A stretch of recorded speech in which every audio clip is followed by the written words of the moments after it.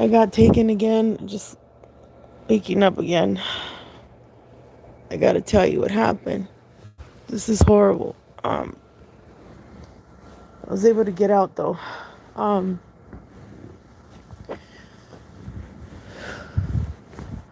all right, so I'm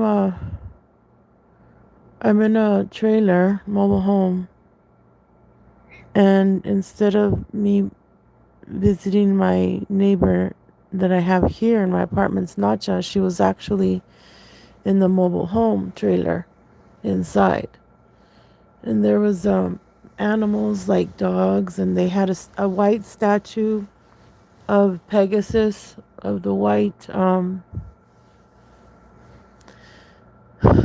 it was a white horse with wings, and it kind of looked like a unicorn, but it also kind of looked like a dragon, but it was a white statue with wings.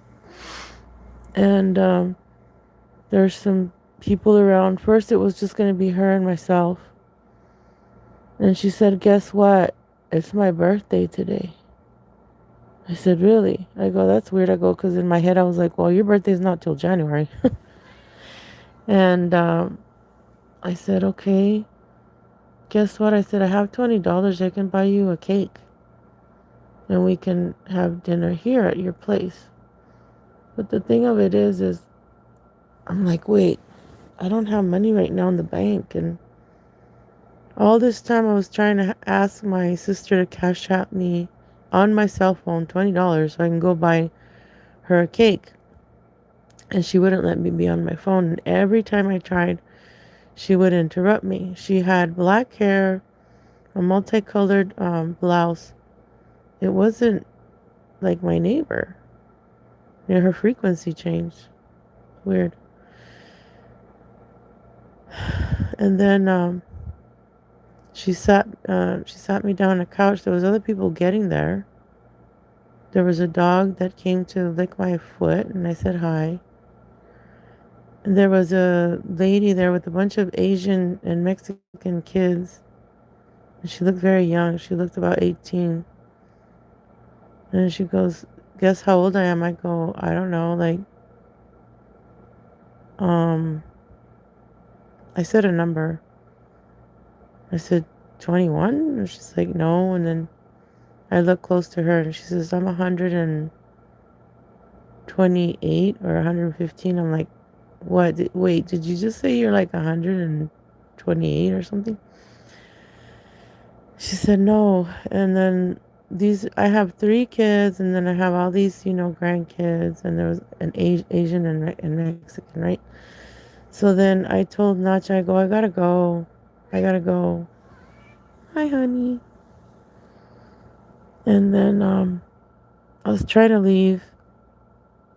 And then I got upset because she gave everyone chocolate milk except for me in a white bowl. It was like a mixture of chocolate milk with coffee.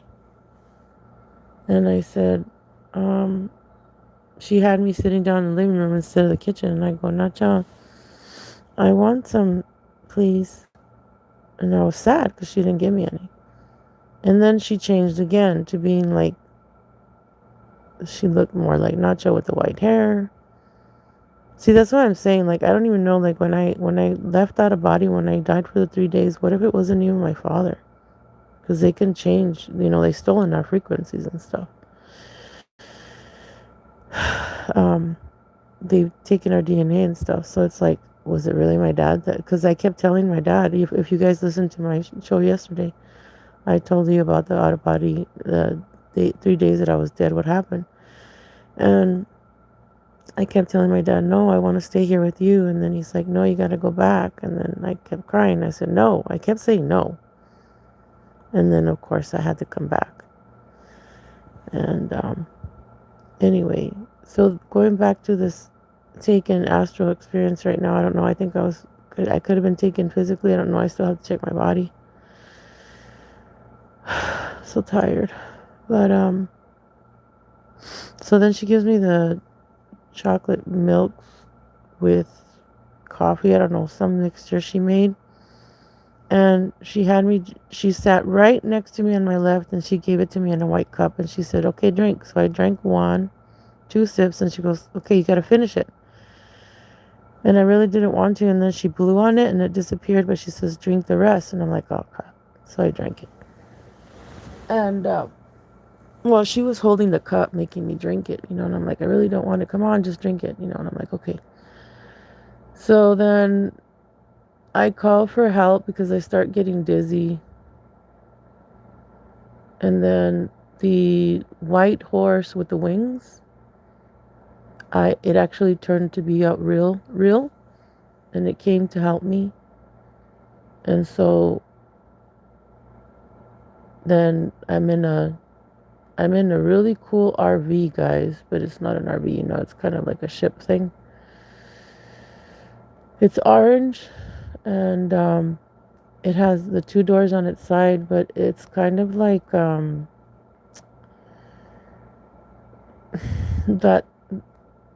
like when you open the doors that are kind of like, when we were in school, when they would divide the classes, that kind of material on both sides. And it's kind of like a portal too, and it's kind of like a box. And it was all mine, it was mine where I could teleport and stuff. And hopefully you guys will remember, because they had us go into these pods like that, look like that, but this was orange for some reason. Orange is, when they use orange, they try and take your power away. And anyway, I went inside, and then the other part was me parking it, and then I ended up underground, but then it was a desert. And I go in, there's chain link fence everywhere. I was like, what the hell? Where the hell am I? Where am I? And I go in, and they have all these saints, all these people praying, and they have these little babies wrapped, and they have kids too. It's horrible. Let me back up. Before I go into this, right before I see this scene, I'm escorted by this man, young guy that was in the other place with Nacha. And we're traveling through rooms. It's kind of like they're not ¿cómo se dice? They're not elevators, but they become elevators. And so I'm in a red dress, and my head is covered with red, of course. On my left, I have a black satchel. I'm given a gold bowl, round bowl. This guy, this young dude, wants to sell me to these Asian looking guys. And there's 3 of them, including him as 4. And I'm like, no, I'm not interested. And then they say a word in Japanese. And I say, wait, what are you saying? Oh, nothing. I'm just saying that you're beautiful. Why wouldn't you want to marry us? And I'm like, no, I'm good. And then they bring this dude on my left side in a black and white suit. And he's a wolf. Full black hair, the fangs, the teeth, everything. And he's very good looking. And he has light eyes. And then they say, well, what about him? And he's over here dancing like I felt his frequency, and I read his mind. He's like, this is a game they play, like. And so I said, well, he would be closer to what I'd like to mate. I go, but no, I'm not. I do not consent. I'm like, no, I'm not interested. So then that's when I'm eating the bowl, by the way. I was eating the bowl of gold. It was gold, an empty gold bowl. And I take a bite out of it, and I'm eating it. And I'm like, why am I eating this gold bowl? So then I know some of you out there will remember me I know there's one man right now I'm seeing that he has a lot of these puzzles figured out, but he hasn't reached out. He's hiding. Dude, if you're there, stop hiding. Like, we need you guys. Like, we need the people that are hiding, that are holding all these puzzles, because we're all a family here. So anyway, after this, I'm taken to underground. That's when I see the kids and the babies that are wrapped up and in cloth, and the parents are praying over them, like thinking that they're gonna save them, or that they're sick. The kids are sick. Okay, they're praying to these saints. They have shit on the wall, like stuff, like all this stuff is horrible. The smell is bad. I'm pretty much in another hell place where they hold these kids. And there's men, of course, in suits, and there's women in white robes praying. And I'm like, where the hell am I? And I say, I gotta get out of here. So then this lady in a white robe, she has like this, she tells me, the lady there that's there, she was also with me and Nacho in the trailer in the mobile home. And she said, you triggered me to start my own spiritual tarot reading thing. She has like a truck, like a big old semi, and she says, you know, you're supposed to use the name of Jesus. And I'm like, no. And then she tells me, well, if you want to get out of here, you have to use the name. And I go, no. I said, I'm not going to use that name. If anything, I said, I know I'm part of Yeshua 12. I said, I am just like him. And Mary Magdalene, of course, but in the dream I said, I'm just like Yeshua 12. So then finally, when I said that, I was escorted out with another man outside. Then I started getting sick, and I started pulling stuff out of my mouth. It was these black spaghetti. That's code word for the octopus that they put in us in these programs. So gross. And I kept pulling it. First it was white, right? And then boom, all this thick ass black spaghetti starts coming out. And I keep pulling it and pulling it and pulling it and pulling it till I can't pull anymore. And I'm still walking with the dude, you know, getting out of there, you know, reaching the fence, that's chain link fence. And finally he says, you can go. And I'm done pulling out the spaghetti. And then I get in my little RV that's, you know, squishy, orange, like I said, nylon doors, 2 doors on each side, and I get in one of them, and then I'm like, oh crap, I gotta go on the other side. So I go on the other side, I get in, and then this lady is, I'm following this lady with the big semi. She's in my way. She won't let me see to get out, and somehow I have to look to my left side of my eye, because remember, our left eye is our sniper eye. We're like the bionic man and bionic woman. I shared with some of you on Instagram and chats one of the videos. I used to watch that show all the time. They programmed us that way. That way they would know what kind of bodies we had. You know, we had to learn how to walk and all that stuff again. So I use my left peripheral and my eye to see how I'm going to get out. And I'm seeing that I'm on a freeway. I'm on a freeway, and then finally she disappears, and then finally I get out and I'm home. I call Desert Nebula, I call my left eye my artist eye. That's right. Seriously. This is some fucking crazy ass shit, man. But tell you what, we're gonna keep talking, and we're gonna keep getting together online. We're gonna keep visiting each other as much as we can, and we're gonna come up with all these things that we're gonna start. You know, a lot of you are gonna start talking, and you're gonna start remembering. Our voices hold frequency. They hold our memories, our DNA, our blood, our body, our mind, right? We got to control our mind. I'm telling you, they've been trying to stop me so hard. I'm like, you guys can't stop me. If anything, I'm going to get stronger. We're going to get stronger together. So we're going to scream and shout and let it all out. Scream and shout and let it out. Yes, we are. Yes, we are. They cannot hold us down anymore. You know, if you've seen Stranger Things, L11, meaning from the angelic realm, if you looked up Ashiana again with Voyagers, you'll know the breakdown. We come from the angelic realm. We come from higher than that. So they can't stop us. We have abilities, powers that they only have with the holograms.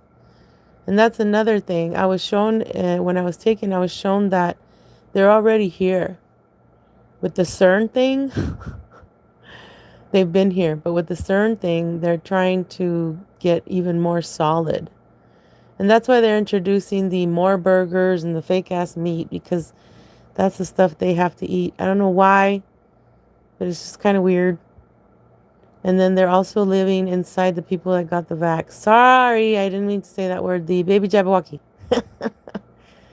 I was shown that yesterday. I was outside. Just was so tired outside. Just had gotten home from the gym. And I'm like, oh my gosh. Outside with my little cats. And it's like, holy F. That's how they live. Check out that movie, They Live. When people put the sunglasses on, they can see all these reppies and stuff. Then my friend Susan, she had a dream where she's again in the astro with me and we're cooking. And she told me to watch a movie, but I forgot the name. I don't have Hulu, but I'll probably download it. Susan, if you're out there, love you. Love you, Desert Nebula. Love you, my brothers and sisters, so much that I'm going to keep talking. I'm not going to give up. I'm doing this for me. I'm doing this for you. I'm doing this for everyone that wants to know the truth. Go inside, go within, explore. Keep healing your hearts. Keep talking good things about yourself. Keep giving yourself love.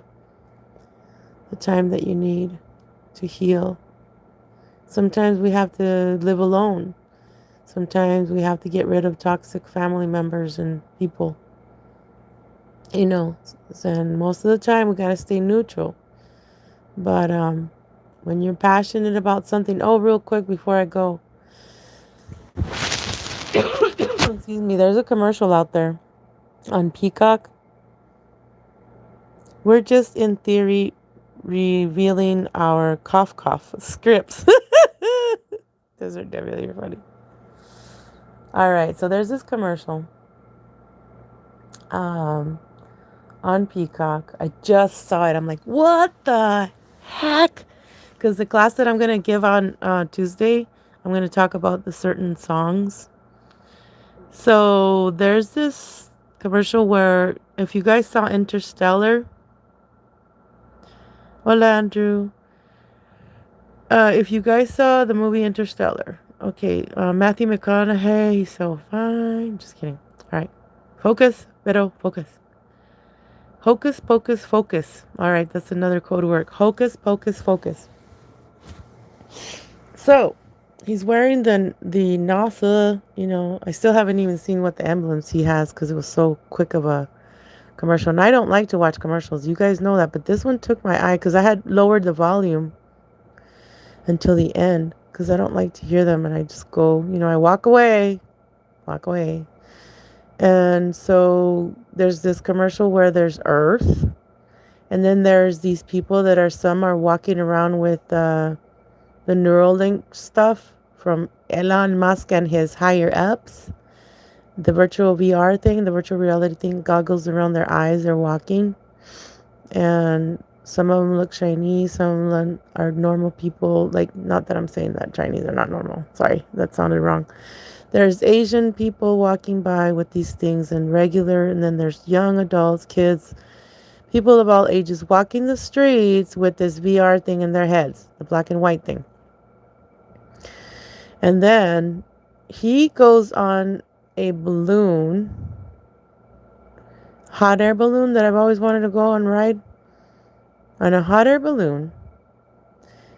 I don't know what he's saying. And then toward the end, because it kind of caught my eye from the corner, and I put up the volume, and he said, some of us, some of you, he said, are going to Mars and to the virtual reality world, and some of us are staying here on Earth. And I'm like, oh, hell no, dog. I ain't staying here on Earth. I'm going to stay here to help until all this stuff is done. But when I'm done here, I'm not going to come back to Earth. I'm going where I come from, where I belong, where I want to go. Going home. So there's the agenda again, duality. Okay. There's many sides to this story, but the two sides that they like to play is that. So he rhymes it too. He says some of you guys are going to virtual reality and Mars. VR. Oh, he says some of you are going to VR and Mars. And then some of us are staying here on Earth, he said. And I'm like, oh, hell no. And then I was talking to my son the other day because I was telling him all this stuff that I see happening in the future. And this is part of my class. That I say, there, 2 years ago, I found out that there's going to be silent discos where you can put your ear apples on music in your ears, and everybody can be dancing to their own music, but it's called a silent disco. I'm like, that is so silly.